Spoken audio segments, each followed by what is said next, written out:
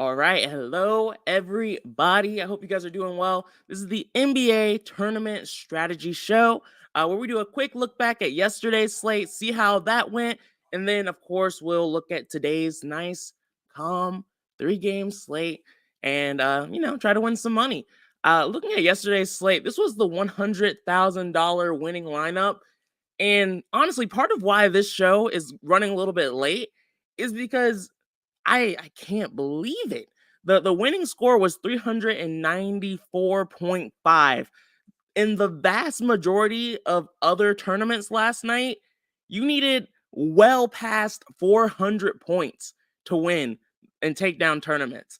So last night was definitely one of those nights where it was very realistic to win $100,000. I had multiple lineups past that number. I just wasn't in that tournament. And I know a lot of DFS Army members who did as well. So definitely a good night last night. Cedric said, "Sup, man." Hit 370 last night in single entry. Nice, man. Congrats.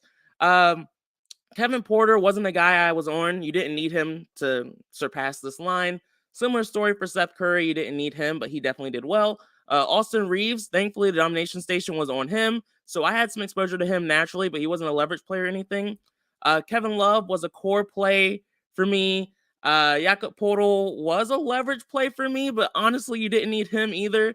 Donovan Mitchell was a leverage play for me. I had a 30% minimum on him. I feel so bad.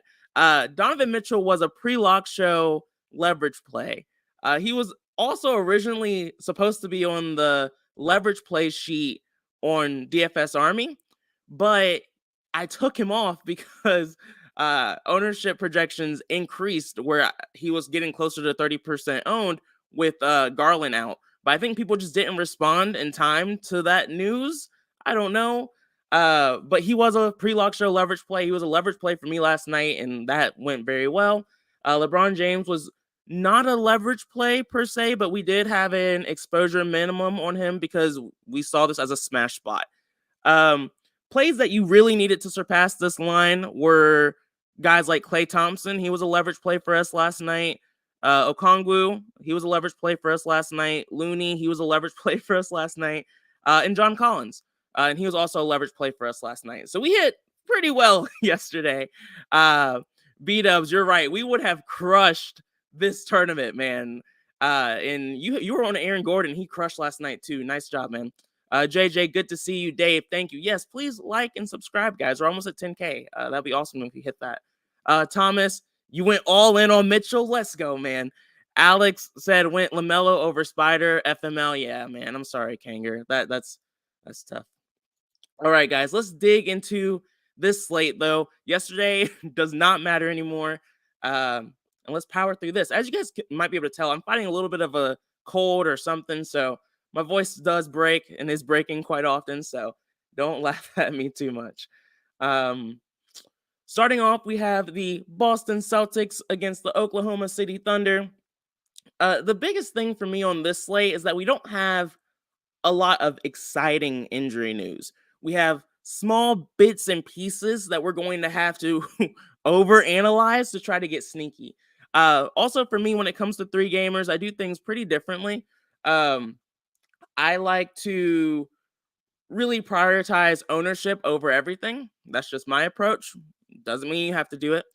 I also typically run 100 lines, and then I run 10 unique scenarios. So like I'll take out maybe like the most popular game, or I'll lock in 2 players, just different ways of trying to create some unique lines that the domination station or that any optimizer wouldn't create normally. Fun way of getting solo takedowns for me personally. So starting off, like I said, the Celtics game, the big news is that Robert Williams is questionable. That is pretty major. I think the vast majority of the industry is assuming he's going to play, so this probably won't matter too much. But of course, if he's out, then that's a little bit of a safety net for Al Horford in regards to minutes. And we would consider some of the more fringe, like front court options on the Celtics as well. Would honestly prefer that Robert Williams plays, just so we don't have to get too cute here, because that would get ugly. Dave said I hit a 408 on the after hours slate, took 2 in the Nice, man. Isn't that wild that if you didn't play anyone from the early games and you played the line you used in after hours, you still could have won 100K last night? My mind is blown. Like, that is so. I just can't believe the scoring was so low there last night. But freaking awesome line, man. Freaking awesome. On the other side of this with the Celtics, Poku's going to be out for a while. Dieng's out. Jeremiah Robinson Earl's out. So a lot of these front court guys, meaning that on a 3-game slate, we're going to have to play Basley. We're going to have to play Muscala. We're going to have to play Jalen Williams. We're going to have to play these names that are freaking disgusting. For me personally, as long as I can avoid these guys being core plays, I'll be at peace with it. I know I'm going to have some exposure, but you just got to bite the bullet sometimes. It's freaking disgusting, and the matchup isn't great, but it is what it is. SGA, I'm curious to see what his ownership's going to be. He hasn't had a ceiling performance in a while. The matchup against the Celtics is not one that you typically look to attack. For me, I really just want to see where his ownership is. If he's going to be like in that 20, 30, 40% range, he's not someone that I'm going to want too much exposure to. But if he's low owned due to the matchup and due to him just not having a ceiling performance, in my mind, SGA is one of those superstars that is pretty much matchup proof. He can be extremely efficient when need be. So if he's low owned, I'll be willing to take a shot on him in this spot. On the other side of this, I'm kind of hoping SGA is more popular because I would much rather take shots on guys like Tatum and Brown here. Very soft matchup, very nice ceiling. I doubt Tatum's going to be very popular on this slate. You guys know I talk about it a lot. When there's a relatively wide spread, people are going to be fearful of the blowout concern and risk, and that risk is very realistic. The Celtics should destroy the Oklahoma City Thunder, but if they don't, Tatum and Brown could definitely have a ceiling performance here. So they're definitely guys that I'm highlighting. Lou Dort is only viable for me on small slates, so he'll be in my player pool for sure. Not that I really take guys out like that, but and then Giddey has a ton of ceiling as well, so I don't want to forget about him. So this is a game that I have a lot of interest in, but I just really want to see where ownership falls more than anything. All right, moving on. We have the Wizards against the Milwaukee Bucks. This is a game that is going to impact a lot. So we have Bradley Beal questionable. We've seen on countless slates how freaking wild the Wizards are without Beal. You automatically have to consider guys like Porzingis, who is 9,400. Like, his price tag is insane. I honestly never thought I would see him this pricey, but he's been smashing. Kyle Kuzma has been in fantastic form without Bradley Beal. So we definitely need to keep an eye on this. And not to mention, there will be a ton of value that would open up as well. We've seen Denny have good spots. We've seen Rory have good spots. A lot of potential not sneaky plays, but even like Will Barton would be more viable than he typically would be on a slate this size. So definitely would be a game changer of a slate if Beal is out. If he plays, I'm less interested. The matchup against the Bucks is a tough one. So it would be very hard for me to pay up for Porzingis on this slate if Beal is healthy. Kuzma would still be viable. Beal would still be viable. You can shoot threes against this Milwaukee Bucks team. So he could be sneaky if he ends up playing. We've seen this happen a lot. Like Embiid yesterday, I thought he was going to break the slate. Questionable. Wasn't sure if he was going to play all slate. Randomly shows up and looks like he has been smashing all season. And that was a really bad feeling early on. But my point being, just because someone's questionable and we don't find out until very close to lock, it does not mean that we shouldn't play him. So definitely still consider Bradley Beal on this slate. If he ends up playing. Kaboom! Good to see you, man. Happy New Year's, boss man. Happy to see you live. Yeah, Happy New Year's, man. Happy New Year's. It's always good having you around. JJ said Tatum 11K on FanDuel.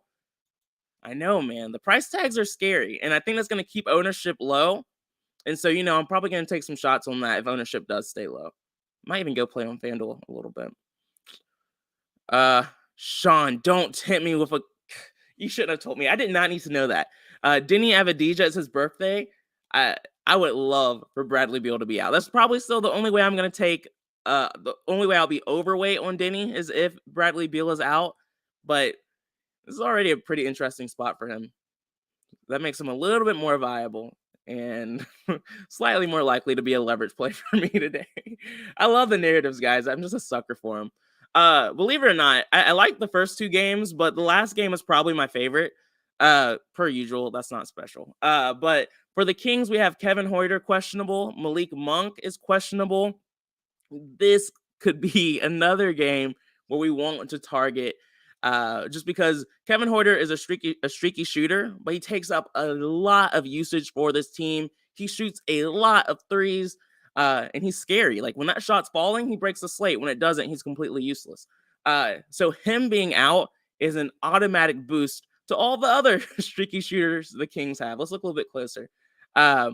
If Kevin Huerter's gone and if Malik Monk is gone, those are two streaky shooters.